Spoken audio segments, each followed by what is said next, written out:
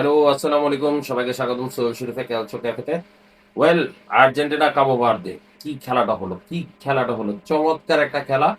Expect করেছিলাম, maximum মানুষই expect করেছিল ৩ থেকে ৪ টা গোল হবে। সেই জায়গায় ১ম এ আর্জেন্টিনা গোল দেয়, কাবো ভার্দে সমতায় আসে। আবারও আর্জেন্টিনা গোল দেয়, আবারও সমতায় আসে। ভাগ্যিস ১১৩ মিনিটে গিয়ে থার্ড গোলটা হয়। তারপরেও কিন্তু সমতায় প্রায় চলে আসছিল। একটা ফ্রি কিক দেওয়া হয় নাই। আরেকটা কন্ট্রোভার্সিয়াল বলা যায়, পেনাল্টি হতে পারত, বাট বাই দ্য রুলস ঠিক আছে।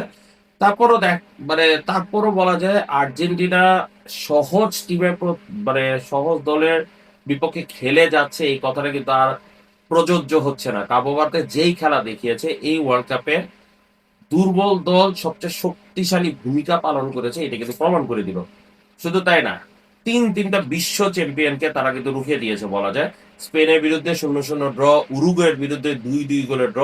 সৌদি আরবিয়া যদিও বিশ্ব চ্যাম্পিয়ন না, কিন্তু সৌদি আরবের বিরুদ্ধেও তারা ক্লিন শিট রাখতে পেরেছে এবং আর্জেন্টিনার বিরুদ্ধে 2টা গোল দিয়েছে। মজার একটা বিষয়, লাতিন আমেরিকার 2টা দল, দুটো দলের বিরুদ্ধে 2টা করে গোল দিয়েছে। কাবো ভার্দে আসলে মন জয় করে নিয়েছে। ছোট্ট একটা আইল্যান্ড, দেখতে যেমন সুন্দর, খেলার ধরনও সুন্দর। বলা যায় না যে তারা পরিপূর্ণ কাতুনিচ্ছি খেলেছে, তারা যেটা খেলেছে মডার্ন কাতুনিচ্ছি টাইপের ফুটবল খেলেছে এবং 2টা গোল কিন্তু তারা দিয়েছে এবং সেটা আর্জেন্টিনার ডিফেন্সের এগেন্সে চমৎকার 2টা গোল। এর মধ্যে দ্বিতীয় গোলটা তো বলা যায় ফিফার এইবারের সবচেয়ে সেরা গোল হতে যাচ্ছে। তো রাউন্ড অফ 32 শেষ। কলম্বিয়া লাস্ট টিম হিসেবে গেল রাউন্ড অফ 16-এ। তো রাউন্ড অফ 6 এর খেলা শুরু হবে। এর মধ্যে একমাত্র আর্জেন্টিনা ইজিপ্ট এর আগে নিজেদের মধ্যে মুখোমুখি হয়নি। এছাড়া প্রত্যেকটা দলই কিন্তু একে অপরের একবার না একবার মুখোমুখি হয়েছে। ব্রাজিল, নরওয়ে এর আগে ওয়ার্ল্ড কাপে 98-এ মুখোমুখি হয়েছিল এবং 98-এ নরওয়ে 2-1 গোলে জিতে গিয়েছিল।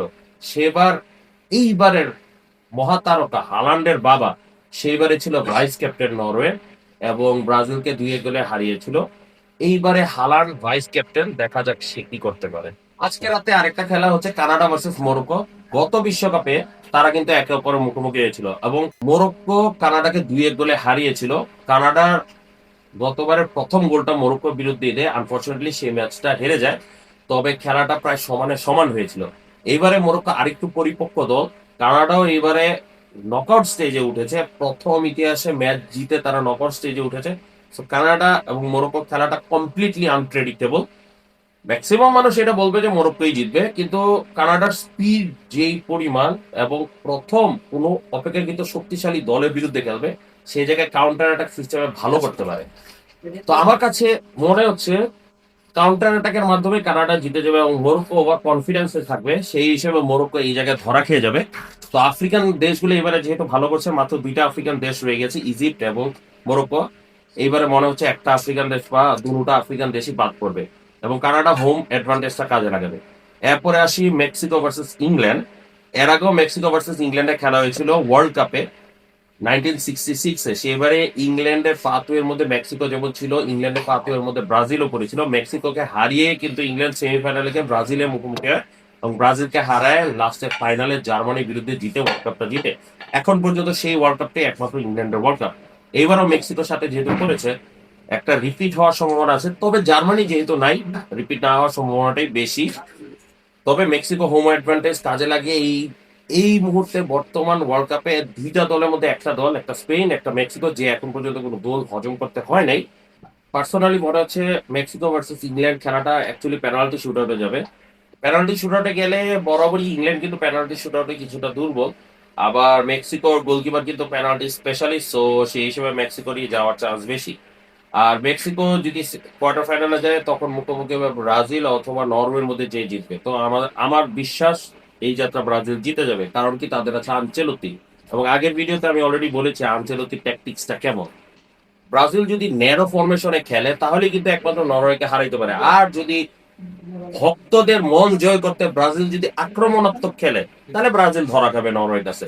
আপনি যদি ফ্রান্সের খেলাটা দেখেন, ফ্রান্স কিন্তু লো ব্লকে খেলেছিল এবং কাউন্টার অ্যাটাকে গোল দিয়েছিল। ইয়েস, 4টা গোল দিয়েছে, কিন্তু লো ব্লক কাউন্টার অ্যাটাকেই কিন্তু গোলগুলো দিয়েছে এবং দেমবেলের মহাজাদুতে গোলগুলো হয়েছিল। ব্রাজিল এই জিনিসটা রিপিট হবে সেটা আমার কাছে মনে হয় না। তো ব্রাজিলের যদি ট্যাকটিক্যালি আগাইতে হয় তাহলে ওই যে ন্যারো ফরমেশনে খেলতে হবে, ওই যে এসি মিলান 2007 এবং 2005 যেভাবে খেলেছিল, narrow formation, quick counter attack through centre, এইভাবে যদি ব্রাজিল খেলতে পারে এবং তাদের কাছে সব রকম ওয়েপেন আছে, তো সেই সময় নরওয়েকে হারানো আসলে ব্রাজিলের জন্য ছেলে খেলা হবে। তারপরে আর্জেন্টিনা ইজিপ্টের একটু গল্প করি। এর আগে যেহেতু এরা কখনোই দেখা করে নাই, তবে শক্তিমত্তা হিসাব করলে অ্যাকচুয়ালি আর্জেন্টিনা জিতে যাওয়ার কথা। আর ইজিপ্ট এখন পর্যন্ত বড় শক্তিশালী দলের বিরুদ্ধে কিন্তু শুধু বেলজিয়ামকে পেয়েছে, এবং বেলজিয়ামের সাথে প্রথম ম্যাচ অ্যাকচুয়ালি বলা যায় না, বেলজিয়াম নিজেরা বুঝাইতে পারে নাই। তো সেই হিসেবে ড্র হয়েছিল খেলাটা। তো আর্জেন্টিনার বিরুদ্ধে এই খেলাটা আমার কাছে মনে হচ্ছে না জমজমাট হওয়ার সম্ভাবনা বেশি, তবে একটা আপসেট হয়েও যেতে পারে। আর ওরা মুখোমুখি হবে সুইজারল্যান্ড ভার্সেস কলম্বিয়ার খেলাতে। সুইজারল্যান্ড কলম্বিয়া এর আগে আরো একবার মুখোমুখি হয়েছিল, কলম্বিয়া প্রতিবারই জিতেছে। এবারও কলম্বিয়া জেতার সম্ভাবনা বেশি, তবে সুইজারল্যান্ড দলটা কিন্তু এখন পর্যন্ত হারে নাই। সো কলম্বিয়াও হারে নাই, সুইজারল্যান্ডও হারে নাই। সুইজারল্যান্ডের একটা রেকর্ড আছে 98 নাকি 2002 বিশ্বকাপে তারা অপরাজিত থেকে ওয়ার্ল্ড কাপ থেকে বিদায় নিয়েছে, ওই যে পেনাল্টি শুটআউটের মাধ্যমে। বাকি রয়েছে ইউএসএ, বেলজিয়াম। বেলজিয়ামের কথা কি বলবো, মানে একটা আনফরচুনেট একটা ম্যাচ সেনেগালের সাথে যে খেলাটা হয়েছে। যদিও যদি আমরা খেলাটা না দেখে থাকি তাহলে বলবো যে 2 গোলে পিছিয়ে থেকে 3 গোল 3-2 জিতে গিয়েছে, হোয়াট আ কামব্যাক। বাট কেমন জানি এই ফিলিংসটা হচ্ছে না, কারণ কি খেলাটা কিছুটা আনফেয়ার লেগেছে। তো ইউনাইটেড স্টেটস এর জন্য কিন্তু অ্যাকচুয়ালি বেলজিয়ামকে ফেস করা যথেষ্ট ইজিয়ার দেন সেনেগাল। সেনেগাল একটা আনপ্রেডিক্টেবল টিম, সাদিও মানে আছে, আর বেলজিয়াম সব বুড়া বয়স্ক প্লেয়ার। লুকাকুকে যদি হোল্ড আপ করে রাখা হয় তাহলে কিন্তু যথেষ্ট। এবং লুকাকু যে ক্লাব ফুটবলের সুযোগ পাচ্ছে না, সে বেলজিয়াম টিমের মেইন প্লেয়ার হিসেবে কাজ করছে। সো বেলজিয়ামকে রুখে দাঁড়ানো ইউএস এর জন্য ইজিয়ার। এবং ইউএসএ এর আগে 5 বার মুখোমুখি হয়েছে বেলজিয়ামের সাথে। যেবার কোয়ার্টার ফাইনালে প্রথমবার ইউএসএ যায় সেইবারই একমাত্র বেলজিয়াম ইউএসএ কে হারাইতে পেরেছে, বাদ বাকি সবাই কিন্তু ইউএসএই জিতেছে। সো রেকর্ড হিসাব করলে ইউএসএ এর রেকর্ডটা বেটার। আর এরা যদি জিতে কোয়ার্টার ফাইনালে তারা মুখোমুখি হবে এই রাউন্ডের সবচেয়ে বড় ব্লকবাস্টার ম্যাচ, সেটা হচ্ছে স্পেন ভার্সেস পর্তুগাল। এবং রোনালদো নকআউটে কিন্তু গোল দেওয়া শুরু করেছে। স্পেন অপর পাশে নিজের ছন্দ ফিরে পেয়েছে। তবে স্পেনের যেটা নাই সেটা হচ্ছে একটা স্ট্রাইকার, আর পর্তুগালের যেটা আছে সেটা হচ্ছে একটা টিম প্লে নাই। সো টিম প্লে যদি তারা ডেভেলপ করতে পারে, স্পেনকে হারানো তাদের কোনো বিষয় না।